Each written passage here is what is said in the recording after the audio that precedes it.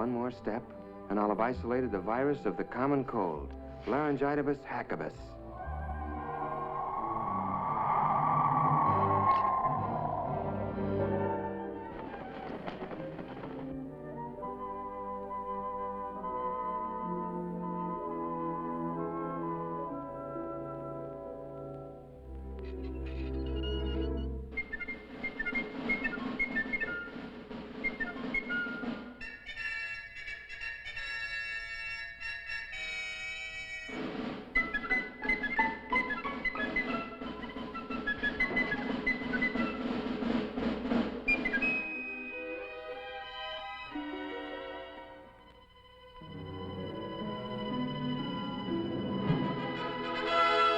Eludium Fosdex, check. Anti-proton ballast, check. Prepare afterburners for blast-off.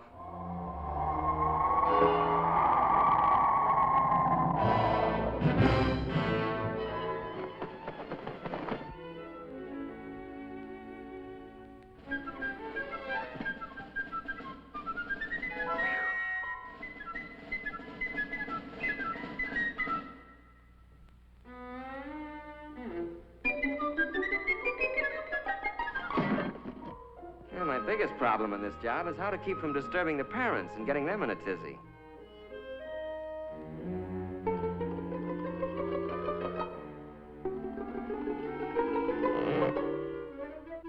Rock-a-bye doggy in the treetop, when the wind blows, the cradle will rock.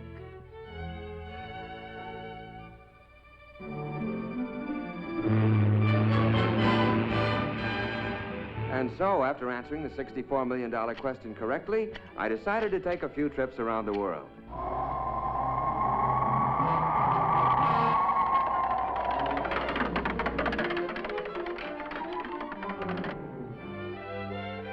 About time we threw a little light on the subject.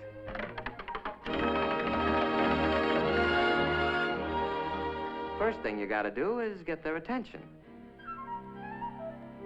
Comfy? Have I got your attention? Okay, let's straighten out a few facts about you and the Army. Now then. Excuse me just a minute. Rock-a-bye doggy in the treetop, when the wind blows, the cradle will rock. You know, Ralphie, it's a funny thing, but every high school senior I've ever known thinks that when he gets into the service, all his buddies will look like a bunch of lower Slobodians. Of course, there's always one exception. You. Actually, they're going to be pretty much like the guys you're graduating with. Just plain old characters like Roy Robinson from Jefferson High in Portland, Oregon, Don Osgood from Page, Nebraska, Pete Willoughby, Los Angeles State College, Dick Martin from St. Peter's High in Worcester, Worcester, Massachusetts. Oh, well. Nice guys who wash their teeth every day, get their hair cut regular, well, fairly regular. Just a neck trim, please. Yes, sir. Just a neck trim. Well, what do you know? There was a human being under that pelt after all. Another interesting idea held by a lot of otherwise bright high school seniors is that the Army has all the right size clothing, but that it's mainly interested in getting it on all the wrong size people. Well, nice comic book stuff. But actually, the Army's no more interested in putting you into the wrong-sized uniform than your football coach would be. And for the same reasons. It's not necessary, it's inefficient, and it's just plain sloppy.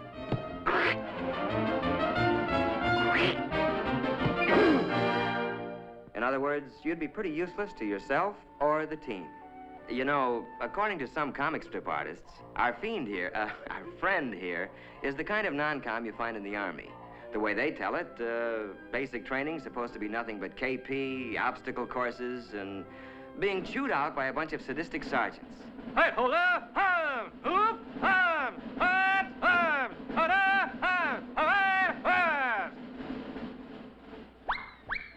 As a matter of fact, the Army's not about to use inefficient comic strip non-coms or officers any more than it would use outdated or inefficient weapons.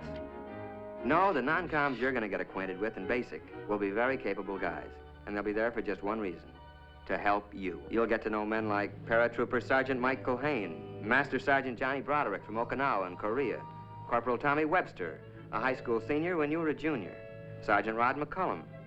He carries the Congressional Medal of Honor. Look, as long as we're on the subject, let's take a look at basic training and find out what it's really going to be like.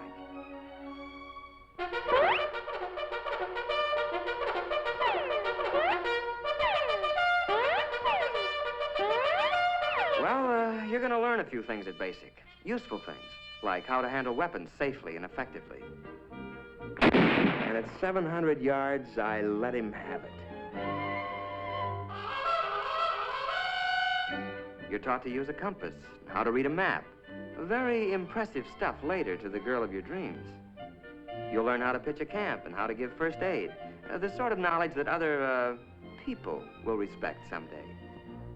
You're also going to develop muscles that'll be useful later. Some you didn't even know you had. But then, it's not a bad idea to keep in shape for recreation, like boxing, football, skiing, and other, sports.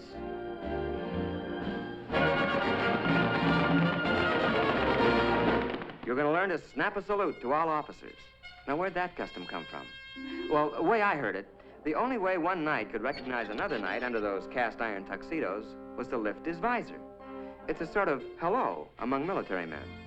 Then one day, you're going to suddenly realize that you're beginning to look like and act like a soldier or a man. And you'll be surprised to find that you're very proud to be serving your country in the United States Army. A short intermission. Rock-a-bye doggy in the treetop. When the wind blows, the cradle will rock. Okay, basics finished. Now what? Well, according to some comic strips, more endless months of KP, policing some forgotten post, and learning how to artistically goof off. But mainly, the rest of your Army career is supposed to be spent doing anything you're most unfit for. Humorous stuff, no doubt, but not good sense. Actually, the Army wants to send you where you'll be most useful and where you can serve the best. Where this will be is determined to a great extent by those interviews and aptitude tests you took in your first days as a recruit. So the chances are that... But wait, just a minute. Maybe you'd like to know before you start how you're going to spend your Army career. Maybe you'd like to choose the training you want and not leave it up to chance.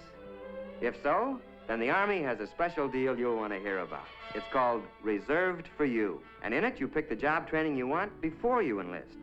The Army then reserves that position in the world's finest technical schools until you complete basic training.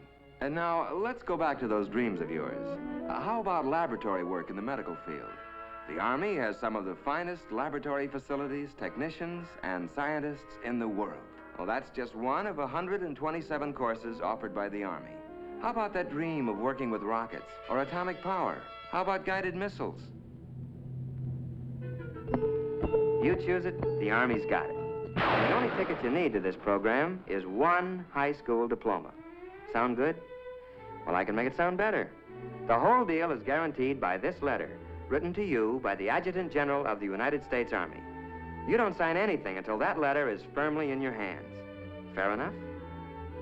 Let's see, adventure? Pick your branch. How about a real elite outfit? Armor. Tank Commander Phillips. Not bad. Travel? Man, you do ask the nicest questions. This is Paris, and it's no dream. It's solid, and it's yours. Ralph Phillips, USA. Sound pretty choice?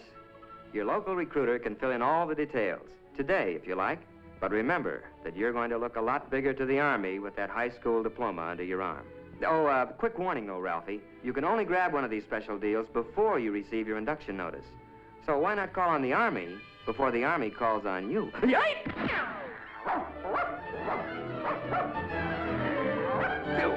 What's the matter with you? You gone nuts or something?